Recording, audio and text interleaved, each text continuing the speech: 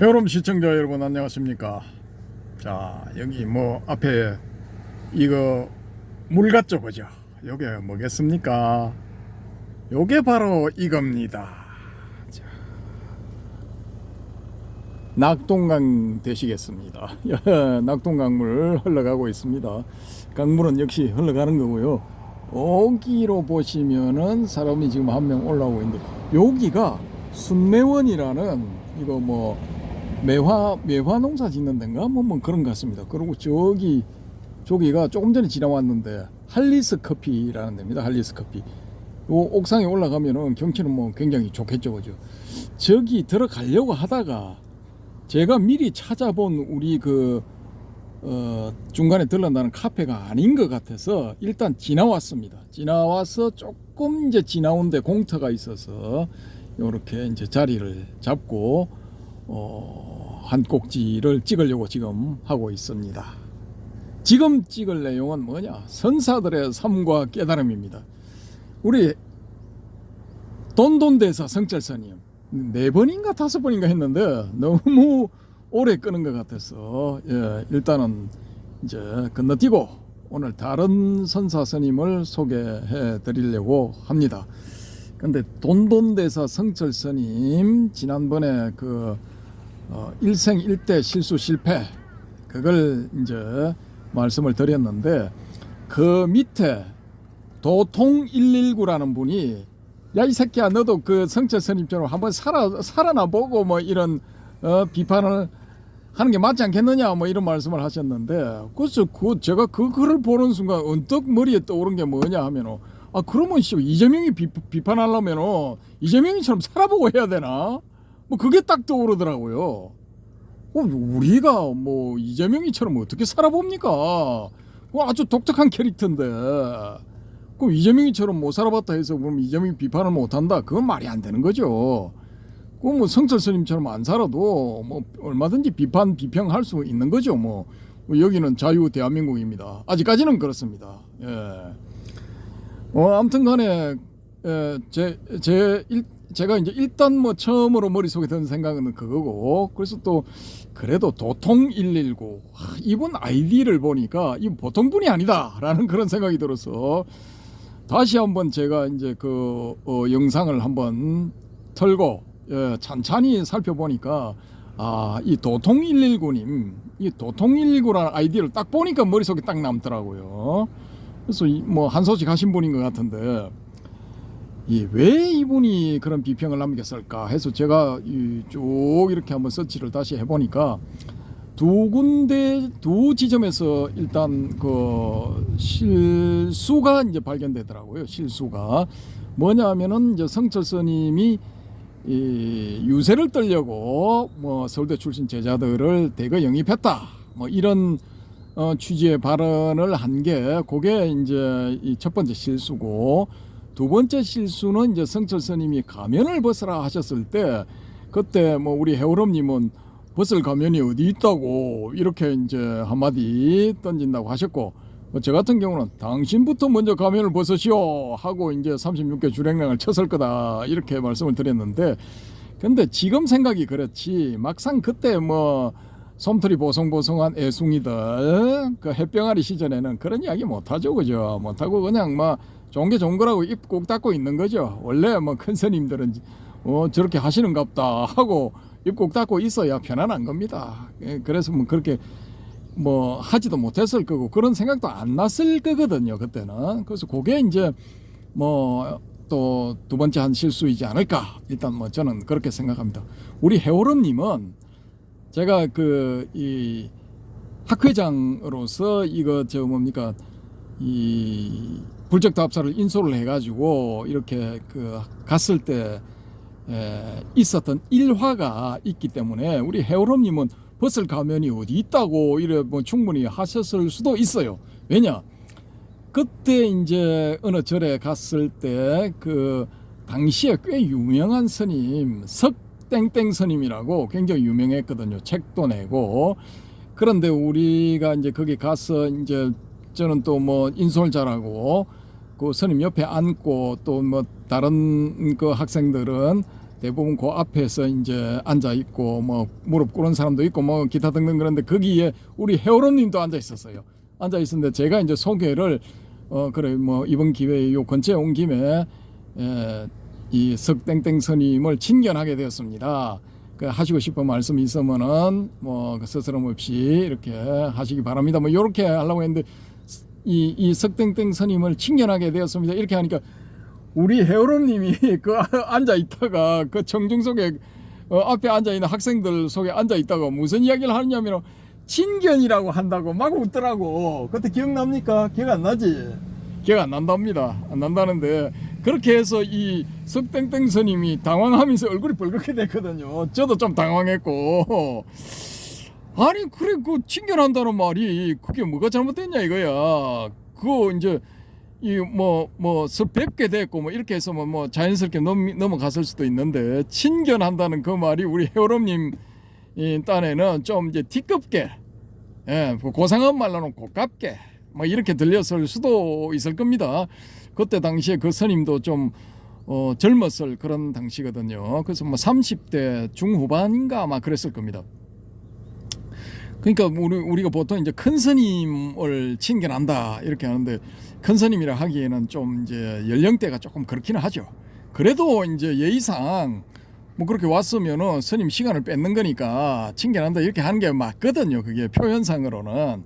아무튼 뭐 그런데 우리 해오름님 직설적으로 뭐 그런 이야기를 해서 앉아있는 학생들 얼굴도 보니까 좀 당황하는 학생들이 좀 있더라고요.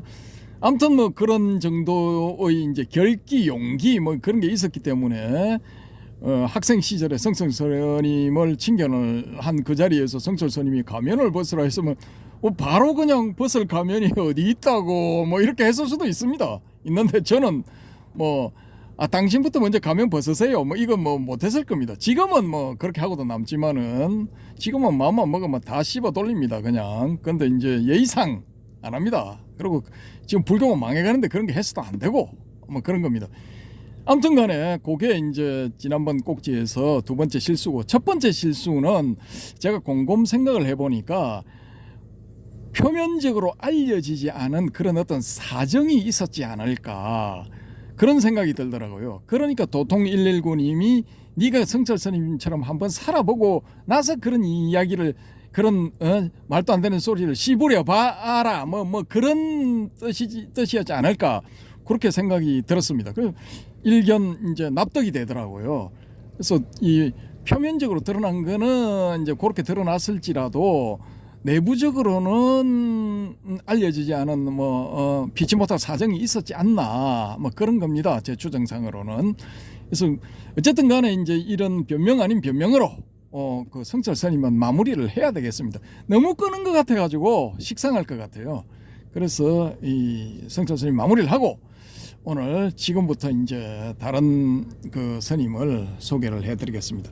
낙동강을 보여드리려고 했는데 엉뚱하게 할리스 커피점을 보여드렸네요. 이 낙동강 감상을 하시라고 좀 오래 끌었습니다. 그래서 요 쭉 한번 보시면서 이게 해야 되는데 일단은 만화를 보셔야 됩니다. 선사들의 섬거 깨달으면 만화를 보셔야 되니까 만화를 소개를 드리겠습니다. 자, 제목 한밤중에 대문 빗장을 만져보거라 하는 스님이 책자를 보다가 종일토록 남의 보배를 샌다면 밤푸너치의 이익도 없다. 여기에 충격을 딱 받으신 겁니다.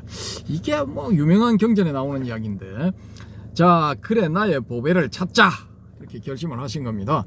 통도사 극락암 촛불이 춤추는 걸 보고 이제 이놈이로다 하고 오도성 온갖 끝에서 날 찾았는데 눈앞에 주인공이 나타났네. 이제 만나 의욕 없으니 우담바라 꽃빛이 온 누리에 흐르네. 여러 선지식들에게 확인을 받자 해서 막 이렇게 편지를 주고받고 이 편지 다 있어.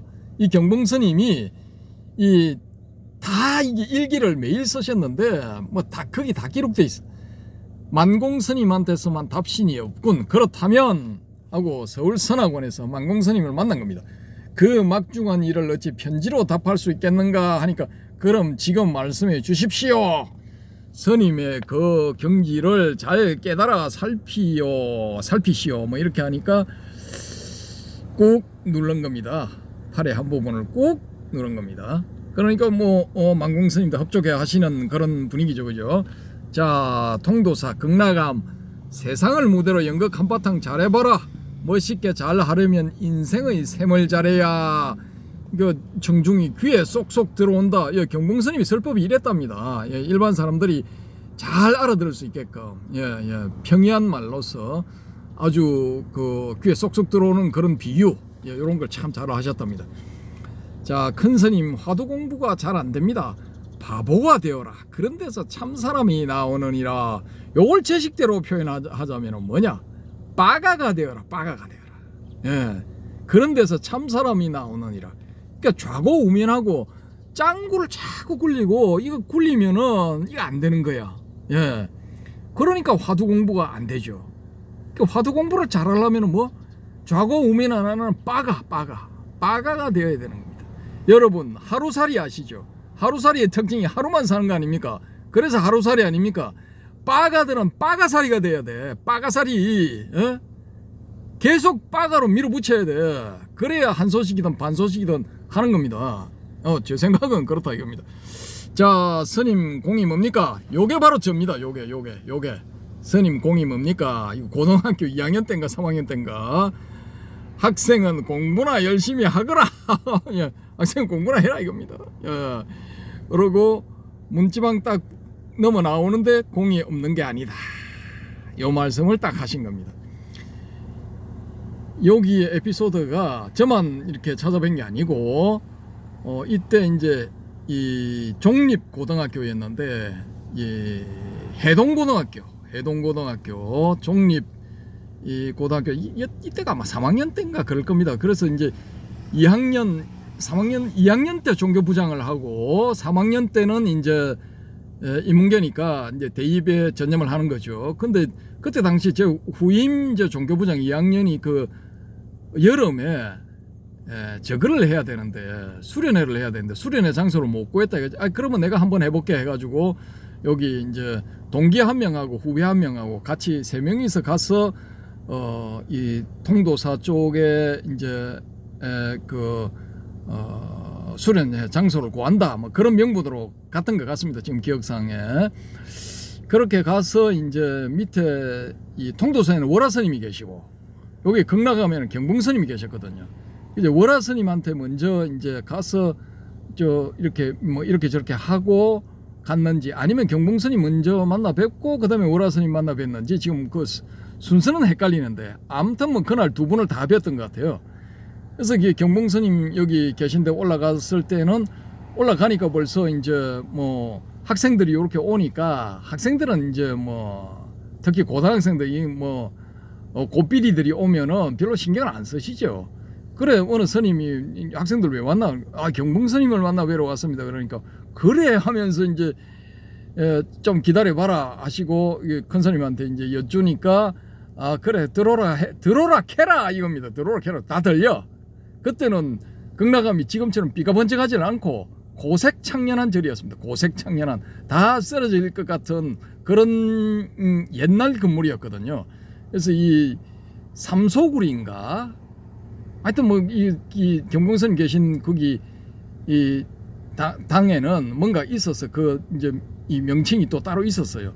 이제 그쪽으로 이제 딱 들어갔죠. 들어갔는데 여기에 이제 괴짝하고 이불 이런 거 보이시죠? 이건 그림상으로 이제 이 김 작가가 이렇게 표현했을 뿐이고 원래는 어떠냐 괴짝 없고 이부자리만 스님 뒤에 칼처럼 딱 개어져 있어요. 군대 가면 내무반에 그 모포로 각 잡는 거 있죠. 그것처럼 막 칼처럼 딱 되어 있어. 그리고 이제 방석 있고 또 이제 족자 같은 이런 거 하나 걸려 있었는가 그렇고 그 다음에 스님 이제 장삼을 걸어두는 그게 옛날에는 이제 제법 굵은 대나무로 해가지고 가로로 딱 걸고 위에 못 있는 데는 이제 양쪽에 줄을 걸어서 그게 이제 딱 이렇게 고정되도록 하고 거기다가 장삼을 딱 걸어 놓죠. 그죠? 그게 기물의 다야. 그 방이 기물의 다야. 예. 그래서 제가 좀 깜짝 놀랐어요. 보고 야, 큰 스님의 방인데 너무 누추하네. 그런 생각이 딱 들었거든요. 왜냐? 이걸 구한다고 이 수련회 장소를 구한다고 그 영축산 반대편에 서편에 밀양 표충사가 있잖아요. 그 표충사의 그 말사 한 군데를 갔는데, 야, 거기는 이제 주지스님 방이 비가반짝해. 침대도 멋있어. 대나무로 된 침대에 와, 이불도 무지하게 좋아. 예, 그리고 뭐 기물이 많아. 근데 그 스님은 그냥 뭐 그때는 큰 스님은 아니죠. 그냥 뭐 40, 50대 50대 뭐 전후에 그냥 뭐 주지스님 뭐 말사 주지스님 뭐 그거죠, 그죠. 근데 이 경봉스님은 그때 부산 양산 뭐 김해 기타 등등 진주 뭐 이런데 뭐 대명을 날리던 분이야. 근데 그때 북송담 남경봉 그렇게 했나 그때. 아무튼 뭐 하여튼 남경봉의 그 경봉스님 본인이거든요. 근데 가서 보니까 너무 이거 없어. 기물이 너무 없어. 너무 없고 분위기가 우리 외갓집에 가면은 외할아버지 그 아랫방 분위기 뭐 그런 겁니다. 근데 그 절을 딱 하고 그 삼배를 이제 그때 삼배 뭐 올리는 분위기 아닙니까? 삼배 딱 하고 스님 얼굴을 이렇게 쳐다보면서 눈을 딱 보는데 깜짝 놀랐어. 야, 눈에서 막 하여튼 뭔가가 나와. 예. 뭐 성철 스님은 완전 레이저 튀어나오는 그런 분위기죠. 지금 큼큼한 방 안에서 뭐 호랑이 이 눈에서 나오는 불처럼 뭐 레이저가 튀어나왔죠, 그죠? 근데 경봉 스님은 그건 아닌데 딱 보는 순간 이게 딱 느낌이 딱 와요. 야, 그때 당시 제가 무슨 느낌이 왔느냐면은 이 공간의 지배자구나, 공간을 지배하는 지배자구나 이런 느낌이 팍 오더라고요. 꼼짝 말아요. 완전히 눈에서 뭔가 이거 레이저가 폭사되는 것도 아닌데 눈을 딱 보는 순간 꼼짝을 못 하겠는 거야. 그래서 이거 그렇게 좀 있다가 한 30초 있다가 뭐 좀 대면대면 하잖아요. 그래서 있는 용기 없는 용기 다 쥐어 짜가지고 낸 게 요 질문입니다. 스님 공이 뭡니까? 근데 왜 그러냐면은 그때 당시 그 종교실이 따로 있었어요. 종교부실. 근데 거기에 가보면은 그때 당시에 나오는 이제 불교, 불광 뭐 이런 잡지들이 있었거든요. 근데 그런 잡지들을 보니까 선사들이 이제 자기들끼리 뭔가를 주고받는 거야. 근데 뭐 암호처럼 주고받는데 자기들은 뭐 뜻이 통해가지고 뭐 이렇게 저렇게 낄낄대고 웃고 뭐 이렇게 하는데 뭔 소리 하는 건지 모르겠죠, 그죠? 저도 뭐 그것도 몰랐지. 그러니까 거기서 이제 그런 과정에서 궁금증이 생긴 게 뭐냐? 이 공을 논하는데 공이 뭐냐? 뭐 이런 궁금증. 그리고 그때도 이제 반야심경은 기본적으로 외웠으니까 거기서 뭐 대표적으로 나오는 게 공 아닙니까? 공사상. 야, 이걸 어느 분한테는 한번 여쭤봐야 되겠다 이런 생각을 가지고 있었는데 우리 법사님이 따로 계셨는데 그 법사님은 이제 설법 하실 때마다 그런 그 말씀을 하시죠. 근데 이제 스님한테도 한번 여쭤봐야 되겠다 해서 이 마음속에 담고 있었는데 요때 이제 지금이 딱이다 해서 요 질문을 드린 겁니다. 그리고 요때 가방 안 가져갔습니다. 가방 안 가져갔고 그냥 빈몸으로 갔습니다. 자, 여기도 이제 가방을 끼고 있는데 이거 아닙니다. 그리고 방향도 지금 이런 식으로 오른쪽으로 인물의 오른쪽으로 돌아보는데 아닙니다. 이쪽으로 나오면서 왼쪽으로 돌아봤습니다. 왼쪽으로 돌아봤고 그 스님은 이제 이렇게 문지방을 딱 넘을 때 공이 없는 게 아니다. 공이 없는 게 아니다가 아니고 공이 없는 게 아니다. 뭐 경상도 말투 뭐 그거 있죠, 그죠? 학생은 공부나 열심히 해라. 그리고 이제 이 제자 스님한테 이제 그 제자 스님한테 뭘 가져오라는데 명정아 저기 가서 다라니 하나씩 갖고 와가지고 아들 하나씩 줘라 이렇게 하시더라고요. 그래 그게 이제 보면은 이제 뭐 이 다라니가 적혀 있는 종이 그거 받아가지고 뭐 한동안 제가 잘 써먹었죠. 그거 외우면서 아무튼 그렇습니다. 근데 요게 이제 저한테는 화두가 된 거예요. 공이 없는 게 아니다. 요게 딱 걸려가지고 낚인 거죠. 이제 이 선사들 특유의 낚시질에 딱 낚여가지고 요걸 가지고 이제 계속 이제 이게 뭔 의미지? 이게 도대체 뭐냐? 이게 뭔 암호문이냐? 뭐 이제 계속 이제 머릿속에 남은 거죠. 아무튼 뭐 그런 일화를 요렇게 이제 두 컷에다가 담은 겁니다.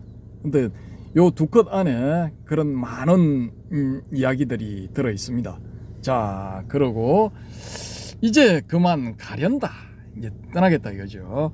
그러니까 가시고 난 뒤에도 스님을 뵙고 싶습니다. 어느 이제 제자분이 이렇게 말씀을 하시니까 하하하하 한밤중에 대문빗장을 만져보거라. 야, 이것도 또 화두가 돼가지고 한때 유행을 했습니다. 이 말씀도 뭐 아무튼 뭐 그렇게 된 겁니다. 자, 이분이 이제 경봉정석 스님인데 이분에 대한 이제 텍스트 부분의 이 내용을 여기에 경봉 원광선사라고 되어 있네요. 이제 정식 법명은 원광이고 법호죠, 그죠? 정석이라는 그 법명도 비공식적으로 쓴 걸로 제가 알고 있습니다. 아무튼 뭐 읽어드리겠습니다. 읽어드리겠는데 이제 경치를 보시는 게 낫겠죠, 그죠? 자, 낙동강을 감상을 하시면서 한번 제가 드리는 말씀을 감상을 해보시기 바랍니다.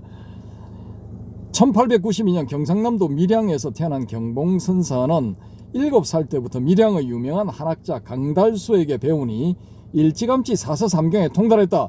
16살 때 어머니를 여의자 성애선사를 스승으로 모시고 양산 통도사에서 출가한 경봉은 1908년 3월에 통도사에서 설립한 명신학교에 입학해 신학문을 배웠는데 1912년부터 다시 통도사 불교 전문 강원에 입학하여 불경 연구에 몰두하였다.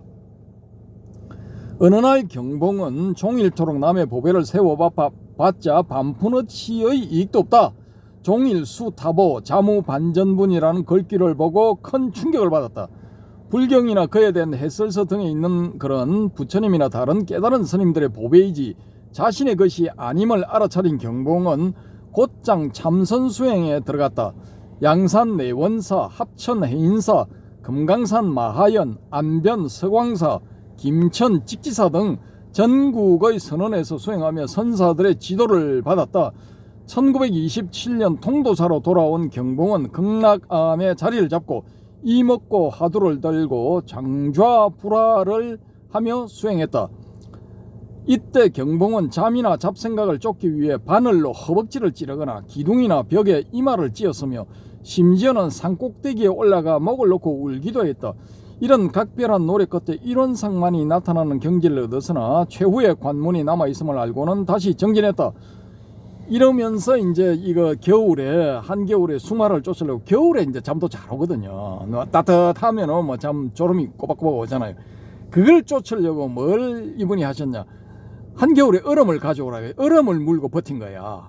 이게 이빨이 얼마나 시리겠습니까? 그렇게 해서 이제 수마를 물리치는 바람에 젊은 나이에 그냥 다 빠져버리고 틀리를 하게 됐어요. 그래도 이렇게 이제 치열하게 수행을 하신 겁니다. 그러니까 참선 수행해가지고 언산철벽 뚫는다 하면은 이런 결기를 보여야 돼.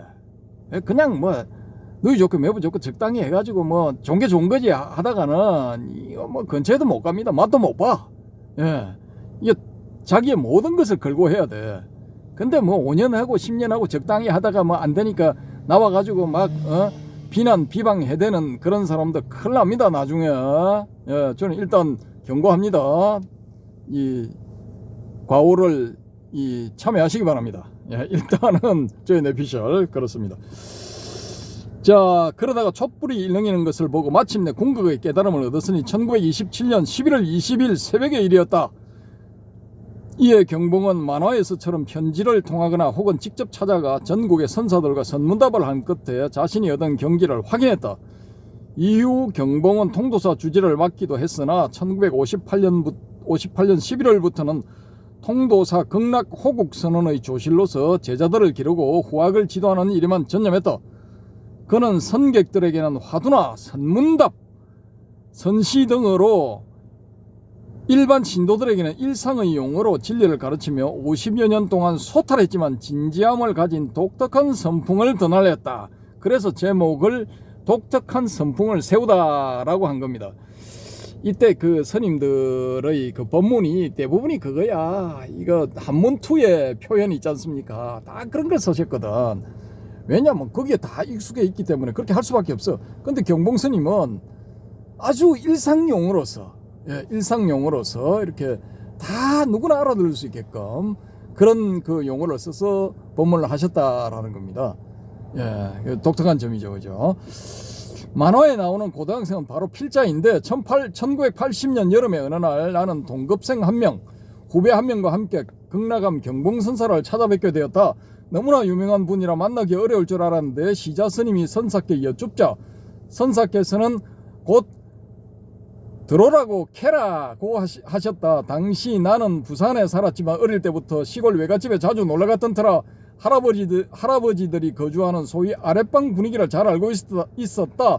선사의 방에 들어서는 순간 바로 그 아랫방 냄새가 났으며 선사 역시 시골 영감님 같다고 느꼈다. 선사의 오래된 방에는 가구라고는 거의 없었으며 선사 역시 흐름해 보이는 성복을 입고는 잘 개어진 낡은 이불에 등을 대고 앉아 계셨다. 괄호 열고 이후 나는 선사의 의복, 생활 모습이나 환경을 진짜 스님의 기준으로 삼게 되었다. 괄호 닫고. 이런 경험을 한번 딱 하면은 이 기준 이하는 다 알로 보이게 되는 거야. 뭐 제가 그렇다는 겁니다. 딴 분이 그렇다는 게 아니고. 아무튼 저는 그렇습니다. 그런데 삼배를 올리고 나서 선사의 눈을 보는 순간 모든 것이 돌변했다. 선사의 눈에서는 뭐라고 설명할 수 없는 어떤 힘이 뿜어져 나왔는데 이 불가사의 하더라고요, 진짜. 그 힘은 방 안의 사람과 사물은 물론 공간까지도 압도하고 있었다. 그 놀라운 힘에 눌린 나는 온몸에 소름이 돋아났으며 아무 말도 할 수 없었는데 몸에서는 식은땀까지 나기 시작했다. 이거 진짜입니다. 예, 그대로 제가 표현한 겁니다. 제가 경험을 한 거기 때문에.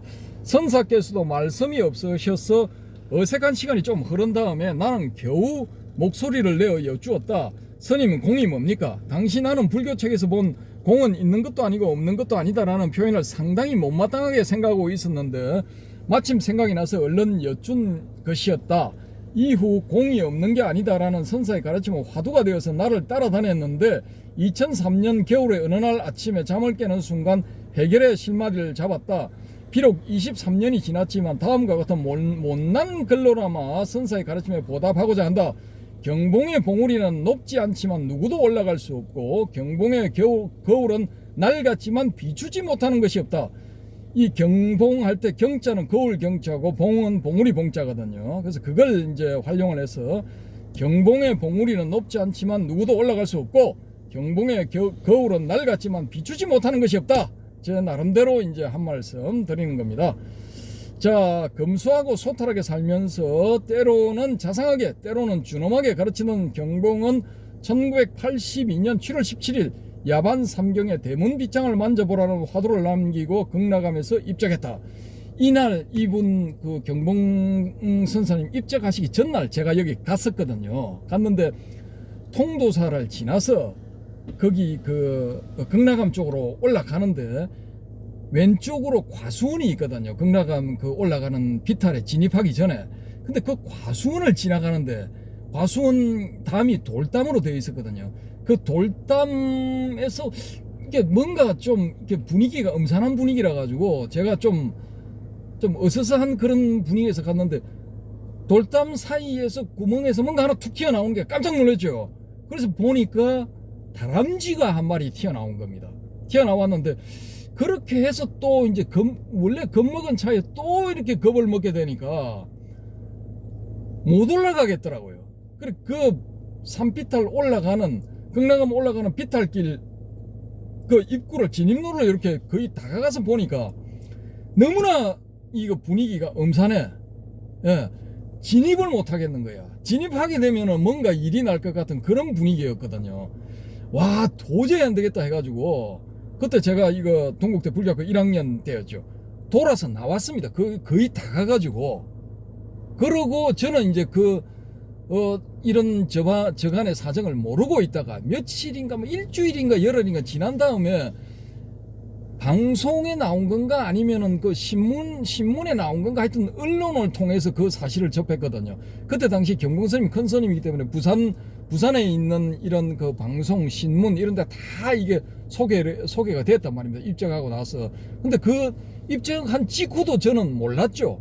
그걸 이제 못 보는 바람에 몰랐고, 그때도 텔레비전은 잘 안 봤거든요. 그리고 신문은 이제 더 접할 기회가 적었으니까 일주일인가 열흘인가 아무튼 지나서 이게 답의식 다 끝나고 다 이제 뭐 49제 한다고 막 이렇게 예, 저거 할 때 초입 부분에서 이제 비로소 알게 된 거죠.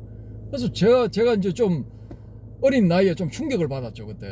야, 이게 도대체 무슨 의미인가. 그래서 그때 내가 그런 두려움을 무릅쓰고라도 올라갔어야 되는가. 그 반야심경에 무유공포라고 있는데 이 공포심을 가지면 안 됐는데 왜 그렇게 겁이 나고 공포스러웠는지 그걸 제가 이해를 못 하겠더라고요. 지금도 그렇습니다. 지금도 왜 그때 그랬었는지 예, 이해를 못 합니다. 이게 날씨도 이렇게 그때 뭐 구름이 막 끼어가지고 막 저기압 상태에서 누르고 있었는가. 아무튼 그 올라가는 길 쪽으로 들어가지를 못하겠더라고요. 지금은 도로가 닦여가지고 차로 다 올라가죠, 그죠? 근데 그때는 이게 걸어서 갔어야 됐거든. 차 겨우 올라갔었나? 근데 저 같은 이제 뭐 학생들은 차 가지고 차도 없었을 분들은 뭐 당연히 걸어서 통도사부터 걸어서 올라가야 됐었거든요. 아무튼 뭐 그랬습니다. 그런 에피소드들이 있었고 이제 경봉 스님도 이 부산 양산 뭐 이런 쪽은 언양 뭐 진주는 좀 또 해인사 쪽일지도 몰라도 아무튼 최고의 이 선사로서 인정하던 그런 분이었거든요. 뭐 그랬다라는 겁니다. 어쨌든 그 경봉 원광 선사 스님 이분이 이제 1892년에 태어나셔가지고 1982년에 입적을 하셨으니까 91살 사셨던 그런 분이었죠. 이거 100살 좀 넘어 기록을 세우셨으면 좋았지 않았을까 저는 그렇게 생각합니다. 어쨌든 대단한 분이었다 그렇게 생각을 하고 저는 개인적으로 친견을 한번 했기 때문에 다행이다 그렇게 생각하고 있습니다. 안 그랬으면은 다 책자 이런 걸 통해서 저거를 했을 건데 제 나름대로 소위 말하는 선사 스님을 만나 뵙고 얻는 게 있었다라는 겁니다. 믿거나 말거나 저는 제 나름대로 소득이 있었습니다. 자, 다음에는 구산 스님을 뺄 수가 없죠. 구산 스님.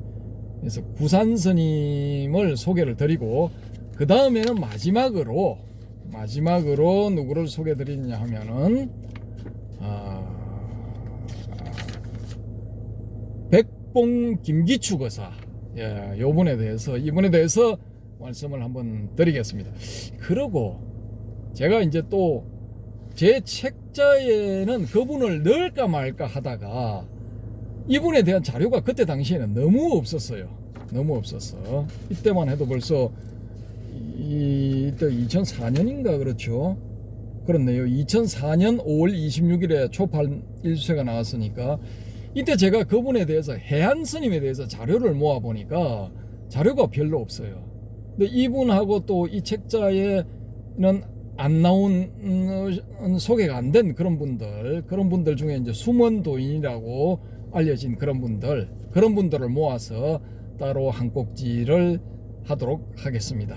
그러면 한 3꼭지 정도 이제 더 하고서 선사들의 삶과 깨달음은 대단원의 악을 내리게 되겠습니다. 이상 낙동강변에서 좀 전에 한 2-3시간 전에는 이 반대편에 있었는데 드디어 낙동강 동쪽으로 넘어왔어. 서쪽에서 동쪽으로 넘어왔어. 낙동강의 경치를 보여드리면서 마치도록 하겠습니다.